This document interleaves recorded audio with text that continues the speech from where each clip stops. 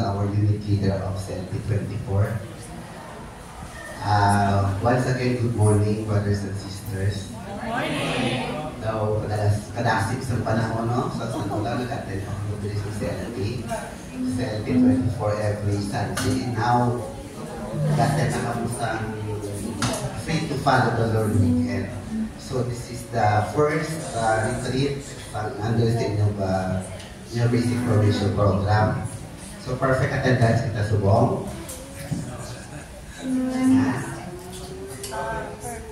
Pwede ang mga men's sa likod, pwede din katupang mo para maka-absorb kita sa atong talks. Pwede na ito na-occupy ang seat sa in front. I-maximize na lang natin ito ito, gawin na lang kamo.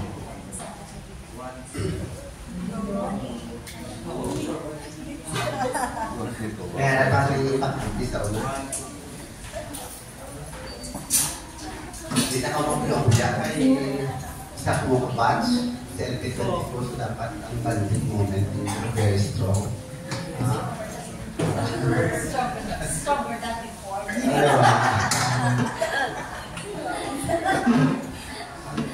May isa po din bro. Pwede pa din isa. Para ma-recover karoon maabot. At least may tulungan sila sa likod. So once again, brothers and sisters, good morning. Welcome to our Free to Follow the Lord weekend. So our first talk for today is about managing our finances.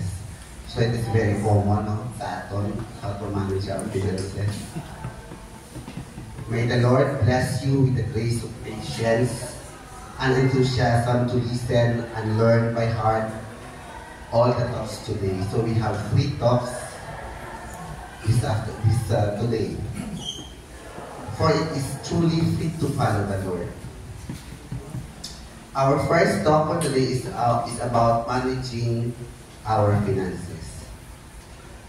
Let us define finance from Latin word finis, which means end or settle, control of money, or how to manage our money, the business or art of managing the monetary resources of an organization, country, or person. Generosity, faithfulness, and good order are key for our finances as for our use of time. We should be generous, brothers and sisters. So, alagin niya sa ating way of life sa BCBP ang generosity. But we should order our finances so we can be faithful to our responsibilities and commitments. Are you familiar with the story about the rich man and the kingdom of God? In Luke chapter 18, verse 80 to 23, a certain ruler asked him, "Good teacher, what must I do to inherit eternal life?" "Why do you call me good?" Jesus answered, "No one is good except God alone. You know the commandments: you shall not commit adultery, you shall not murder, you shall not steal, you shall not give false testimony, and honor our father and mother. All this I have kept since I was a boy," he said. When Jesus heard this, he said to him, "You still lack one thing. Sell everything you have and give to the poor, and you will have treasure in heaven. Then come, follow me." When he heard this, he became very sad because he was very wealthy. The call of the Lord to discipleship begins with a call to sell all and follow him. And Jesus, looking upon him, loved him. "You lack one thing. Go, sell what you have and give to the poor, and you will have treasure in heaven. and come follow me. God knows our hearts when it was time to test. If his heart was in it, the young rich ruler walked away from Jesus. The young rich ruler was unwilling to surrender his identity to follow Jesus. He walked away from Jesus not just because he was rich, but because he was more attached to his wealth than to Jesus. So, nakuha yung story? So, thank you. We are concerned about our positions because we rely on them to live. The Lord does not expect us to literally give everything away, but to seek first His kingdom and His righteousness. So, brothers and sisters, it is very clear, if we have given our lives to the Lord, He owns our time and money, and we are simply His stewards. We can simply see the principles of Christian finance in the Bible verses that follows. In Psalm chapter 24, verse 1, and I quote, "The earth is the Lord's and all it holds, the world and those who live there." In Haggai chapter 2, verse 8, "Mine is the silver and mine the gold, says the Lord of hosts." Therefore, brothers and sisters, God owns everything. We are stewards, not owners, of things entrusted to us to be managed wisely according to God's plan. As followers of Jesus, our Christian approach to financial giving should be seen in three. First, tithing. Second is offering. And third is almsgiving. In tithing, tithes are given to support the work of the church and community. So in tithing, na-practice na nato ni brothers and sisters in our community here in BCBP. As mentioned ni Brother Fred Regina, start na kamuhatag sa tithing. So during your CLP, na-discuss one of the topic is Christian and his money. Our speaker is Brother Jay, our treasurer. He mentioned about tithing. Nadumduman ba ang about tithing na topic? So ang tithing, talk pa nato na during our teaching. One of the topics sa atong teaching track for the year is about tithing. So that is why we encourage everyone to attend our teaching. So kina-practice nato na ang tithing sa atong community. Tithes are given to where we worship the Lord and receive our Christian support. You need to work towards giving the tithes. Giving tithes brings blessings to us. In Proverbs chapter 3, verse 9 to 10, "Honor the Lord with your wealth, with first fruits of your produce. Then will your barns be filled with grain, with new wine your vats will overflow." So na-notice nyo sa picture, naghatagan kita gamay sa umpisa, pero ang nagabalik sa aton, doble, triple, sobra-sobra ng blessings. So ang ng beauty kung lahat kita tithing naton. An offering is a voluntary donation to church. Ay offering. Second is offering. We should also make an offering. These are over and above the tithe. So aside sa tithing, nagahatag pag kita offering. Ang ato na palagi nahatag during the mass simbahan, offertory, gahatag kita sa mga kung kaisa, nagkapatindog sa simbahan, gahatag kita donation. So ang inaang consider natin as offering. An offering is a voluntary donation to the church or charity. Beyond money, an offering can be volunteer time doing God's work, helping mankind. 3 is the almsgiving. Giving to the poor and needy. caring for the material welfare of our brothers and sisters. In Psalms chapter 41, verse 2 to 4, it says, "Happy those concerned for the lowly and poor. When misfortune strikes, the Lord delivers them. The Lord keeps and preserves them, makes them happy in the land, and does not betray them to their enemies."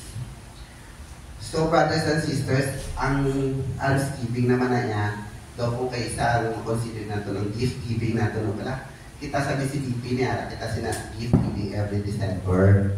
Kahata kita sa mga community, ng mga less fortunate, like mga food, shelter. Ano na niya, kita sina mga program every December. Kag maghata kita kung kaisa ang mga siguro maghata sa mga home for the aged, sa mga asilo di Molo, sa Ilo, na siya ang almsgiving. In Proverbs chapter 19, verse 17, "He who has the compassion on the poor lends to the Lord, and He will repay him for his good deeds." In Matthew chapter 6, verse 1 to 4, "Take care not to perform righteous deeds in order that people may see them. But when you give alms, do not let your left hand know what your right is doing, so that your almsgiving may be secret." Now, this is the important topic, is budgeting. We'll go through the budgeting. A budget is an estimate of income and expenditure for a set period of time. We have basic financial order for personal financial management. First, keeping track of our expenses. So, dapat kabalo kita mag-monitor sa atong daily expenses. Keeping a monthly budget for regular expenses. So, proper monitoring of our expenses. Setting aside for long-term needs. So, brothers and sisters, dapat kabalo mo kita mag-save. Mayroon kita savings for our future need. Have a long-term financial plan. So, proper planning, long-range plan. The regular time for budget review. So, dapat consistency at proper monitoring and give time in our budgeting in monthly basis or in weekly basis. We recommend that you take ang financial record keeping and planning as a practice. So, brothers and sisters, hindi lang subong ka lang na nagkubrasan mo budget. Dapat be consistent. I-ano mo sa imo kalimong as a practice para ma-monitor mo ang imong in and out sa imong cash. Decide with your spouse on spending priorities. So, kamo nga mag-asawa, kung ikaw na single, may harap ka man parent, kung couple ka mo, pwede ka mo kaistoryahanay kung ano yung mga priorities. Set priorities. Be transparent sa imong couple. Hindi nga ikaw yung husband, gusto ka without analysis of your wife. Ikaw nga wife, sige ka shopping without analysis of your husband. So, anong result sina? Pag-uwi na ka mo kwarta, away. Diba? Sugnaanay na ka mo. Kaya ubra mo shopping, ubra mo sugal, so wala na kita kwarta. So, ang manalayon ang tunaan sa inyong misunderstanding bilang mag-asawa. Stay faithful to making and keeping a monthly budget. Manage debts better. So, kung may ala kita utang or may ala kita mga loan, kung isa may mga loan, car loan, may ala kita mga personal loan, so dapat kapaluman kita mag-manage. Kung isa, bago ka na doon sa lakyan, so wala kasing doon natakaan ka naman, malung ka naman, another loan, so another naman balayaran every month, so kasampaw-sampaw ng atong na loan, so dapat one at a time para na ma-cope up natin at ma-manage natin atong na utang. Entertain within your means. So, brothers and sisters, hindi nga natin pinapangabuhin sa BCDP, live within your means. So, kung ano lang kaya natin, nila lang kita ulat. Kaya kung sobra nila, sakit sa ulo ang epekto. So, live within your means, brothers and sisters. Avoid waste. So, kung kaisa, ang mga pagkaon sa atong balay, for example, may pagkaon kita, may anak pa kita sugaan sa lunch, ihaboy kita mo sobra, di naman ato pagkaon ng pagkaon, iba naman ang sugaan, baka naman, even nung tao pagtabihin sa lunch. So, para makatipid kita, basta pwede man ito mainit o makauliwat sa atong dinner. Kaya kung may mga material things naman niya, kung may mga payo pa man kita, hindi kita kung ano lang need, kung ano lang atong gamitan, hindi lang kita mamakali. Kaya waste, avoid waste. Ito mo, kaya you have noticed, brothers and sisters, ako experience, hindi na kung credit card ang imong na shopping, imong na grocery, though, namin magkuha, no? Kuha lang. At hindi cash mo, credit card, pero kung cash, hindi bakal, doon naghilak ka doon ginabudget, bukit ang imo, ang ginabakal, ginagawa mo, doon ginabudget, hindi kay cash. Pero kung credit card gali, kung sa di pa gali need, sa ato pa rin malay, pakilo mo na. Hindi po ka na doon reserve, doon imo reserve na, doon imo na nga mga extra, kay doon okay lang, kay credit card. Pero, pera ka magyapon, may interest pa gani, diba? So, when in a financial crisis, here are 5 tips for trusting God in financial difficulties. So, during how to handle our financial crisis. I know it's tough to trust God when you have no money. So, here are 5 tips for keeping your faith alive and holding on to God during a difficult money situation. So, una na ito limuon, kung ala kita financial crisis, ask God for help. Amo ginato kita una. For me amo na ginaupra ko which is very effective. God wants us to share our fears and anxiety with Him. He wants us to come to Him for help. And when we do, He makes us this promise. So, dapat brothers and sisters, kabalo kita mangayo sa bulig sa Ginoo. Kaya ang unang ginang atong sandigan, di siya willing siya sa ato mag-help during these times of may mga financial difficulties ka, may mga problems ka. So ask God for help, always. In Matthew chapter 7, verse 7 to 8, ask and it will be open to you. Seek and you will find. Knock and the door will be open to you. For everyone who asks receives, the one who seeks finds, and to the one who knocks, the door will be open. So experience yung mga brothers and sisters. Second, remember God has a plan for your life. When money problems hit, it can be a shock to the senses. But God knew this trial was on its way, and He has a plan to provide and see you through it. However, cause it doesn't change the fact that God has a plan. So, brothers and sisters, remember na ang tanang kasabot sa atong kabuhi, kinatanan may plano sina aton Ginoo para sa aton. So, di natin pwede ma-judge, hindi kita pwede magsungod sa iya, kaya siya lang ang kabalo sa aton. In Jeremiah chapter 29, verse 11, it says, and I quote, "For I know the plans I have for you, declares the Lord.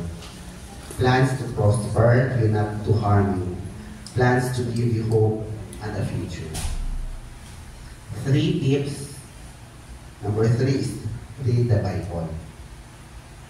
Read the Bible. So, nabasa natin the Bible. Alam na sa atong commitment card, no? Look at what Jesus had to say about Scripture. In Matthew chapter 4, verse 4, it says, and I quote, Jesus answered, "It is written, man shall not live on bread alone, but on every word that comes from the mouth of God." So, hindi natin mabasa the Bible, brothers and sisters. Kaya ang atong mga pamangkot kung kaisa, atong mga doubts, worries, masabat dira sa Bible. Kung kaisa, nga amuli ka katapos sa aton, nga amuli ka katapos sa aton. Ako ito ko ginabala sa ato nga share na sa men's breakfast. Nag-serve man siya kung sa visibility, pero nga gabot siya ng mga trials. So, kung kaisa, kung nabasa ka Bible, ang tanan na sapat, ang tanan ng pamangkot masabat through Bible. So, ang Word of God, ang tanan nila makasabat sa atong mga pamangkot. So, fourth, give thanks. So, dapat kabalong kita magpasalamat always. It's so tempting to focus on what we don't have during a crisis. But when we shift our focus to what we have, it helps us stay close to God and remember to be grateful. So dapat maging grateful kita always. Let us take a look at what the Bible says about contentment. In Philippians chapter 4, verse 12 to 13, I know what to be in need, and I know what it is to have plenty. I have learned the secret of being content in any or every situation. So dapat maging grateful and thankful kita, brothers and sisters, sa tanan na ginabato na tulad din sa Ginoo. Whether well-fed or hungry, whether living in plenty or in want, I can do all things through Him who gives strength. So kahatag siya sa atin sa strength. So 5, be generous. I know what you are thinking, how can I give when I am in crisis? So, pamangkot na ito sa atong lokaling brothers and sisters. May problema na gani ako. May financial crisis na gani ako. Mahatag pa ako. Diba? As human as we are. Hindi, gamito ko na lang sa akong lokaling. Kaya kung ganito problema, mahatag pa ako. Here's one of my favorite verses about generosity. In Luke chapter 6, verse 38, give, and it will be given to you. A good measure pressed down, shaken together, and running over will be poured into your lap, for with the measure you use, it will be measured to you. You may not have the means to give away money right now, but there are plenty of ways you can give your time, talents, to serve others. So, i-share ko lang ang experience no, during pandemic. At year 2020, na hospital ako, no? COVID ko, no? Pero negative ako na RT-PCR. Pero all, COVID, so sa ako na masakit. So, kodako-dako akong gasto. Kay Wayne ko, na-approve ako na kay negative ako ng PCR. I-justify din ka toto, hindi siya magpasugod. Kaya nagkasihan is the PCR result. Pero COVID ang treatment sa ako. Our business during the time, down yung business, di ba? Down ang aming mga negosyo. Pero pagwa ko, kay ako daw, blessed ako, feeling ko blessed ako kay nabuhi ako ni Tagalog siya. Even kung tama ka kabudlay sa among negosyo during that time.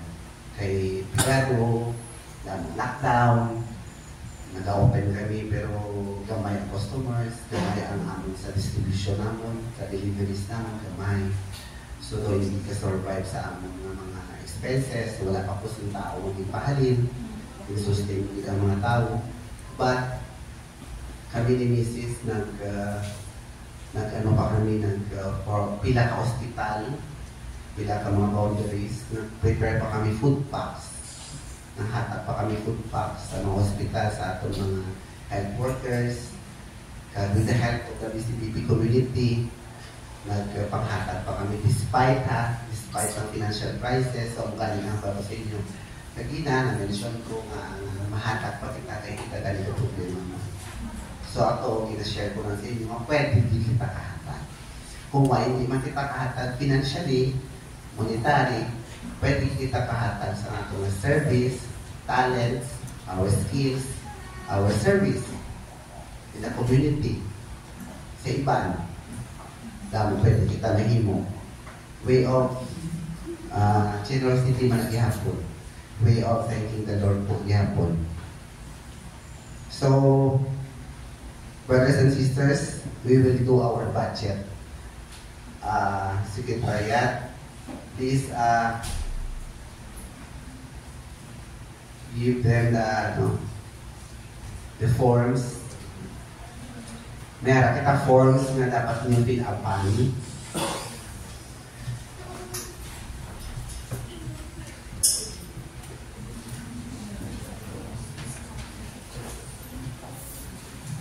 Our secretariat will distribute the forms na pinapan ninyo, and please read and understand and familiarize. So, sis mga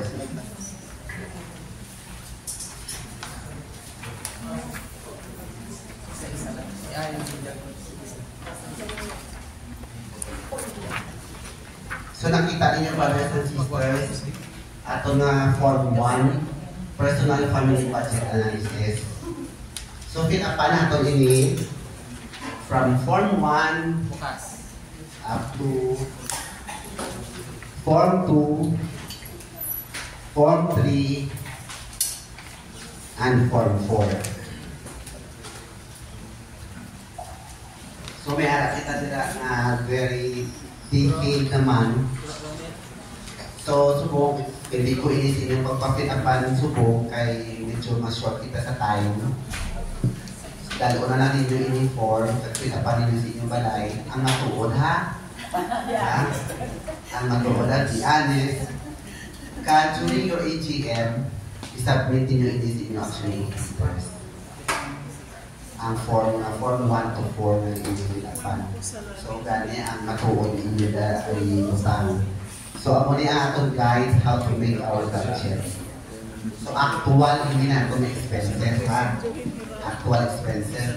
I-review natin through this form, mabalaan natin kung deficit kita or income kita o may surplus kita. So, sinuwayahan sa inyo ang nakukit sa inyong siblings. Is in this form. Amo na ato nga guide how to make our budget. So ipakabuhi na ito kami brothers and sisters ha. Hindi lang ini nga compliance sa inyong provision program, kundi i-apply nato sa atong pangabuhi. Dako ini nga bulig sa atong as guide nato. Slide please. Next slide. So, mag-work, mag-consider na ito ng workshop. Kaso lang, actually, dapat rin na ito iniubrahon, pero medyo short ang itong time until 2 p.m. ng kita. So, may next speaker pa masunod sa ako. So, i-take home na lang ninyo ini. Kag-submit, ihatapin nyo sa inyo consider.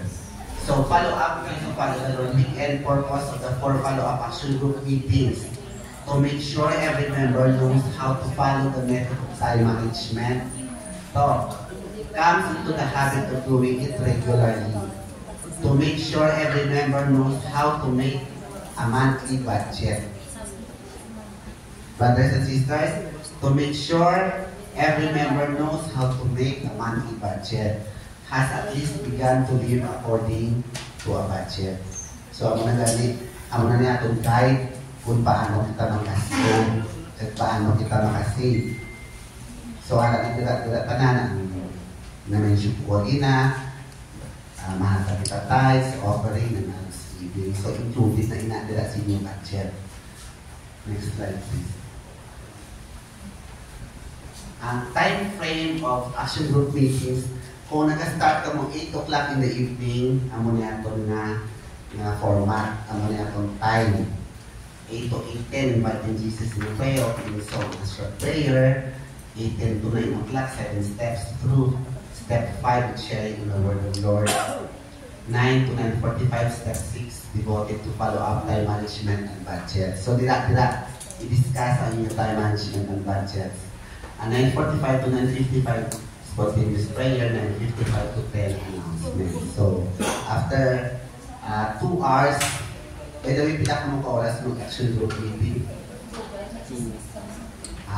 So, standard na kung nga oras during our action group meetings, only 2 hours.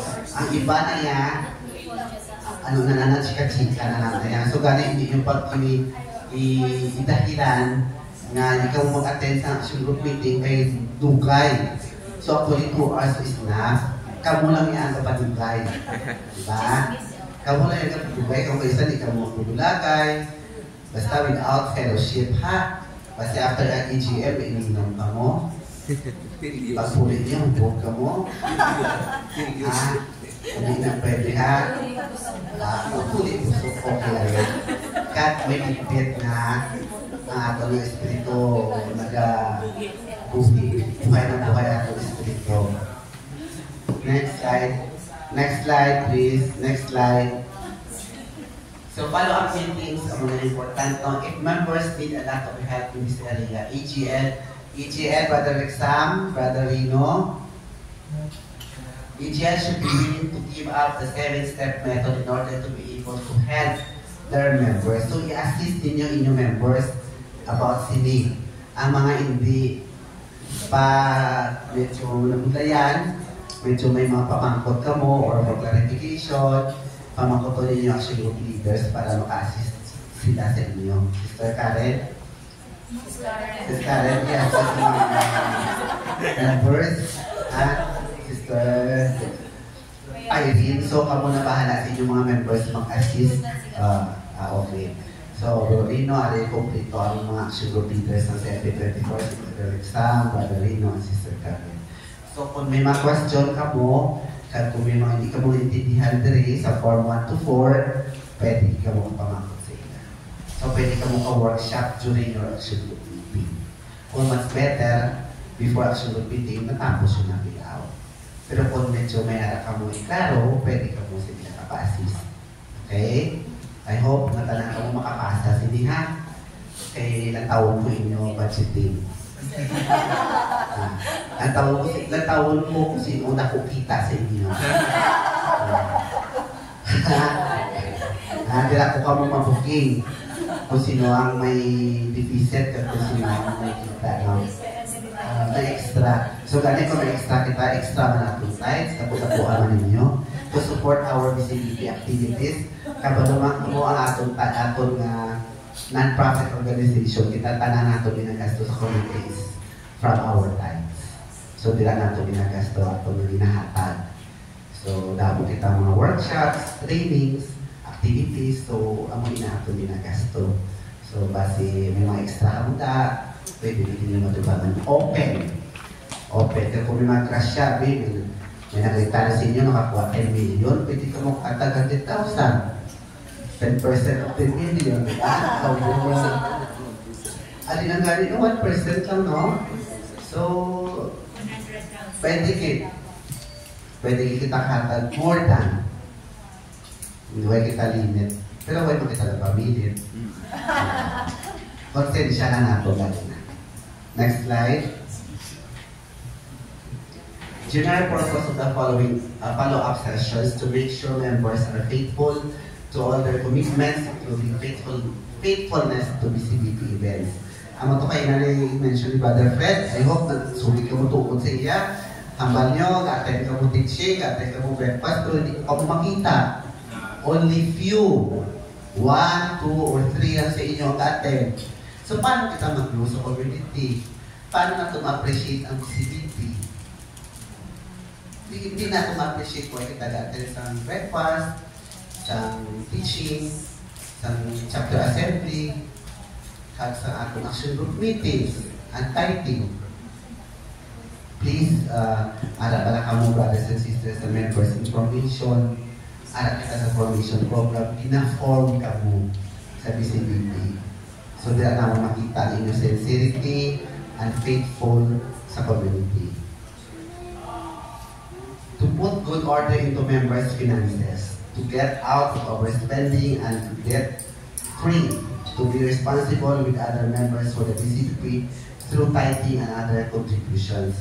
Amo niya sa example, contributions to community projects, amo niya ito mga workshops, Ito mga directorates sila attend mga workshop sa Manila, sa Cebu. So every month, wala non-stop mga itong mga trainings, non-stop itong workshop sa itong mga leaders from our 5 directorates. Aside from the chapter head, may mga trainings na every month. So, amo na ang ginakastig na ito dali sa atong chapter. Amo na ang rason kung nga naging vibrant ang Rojas CC chapter because of our leaders.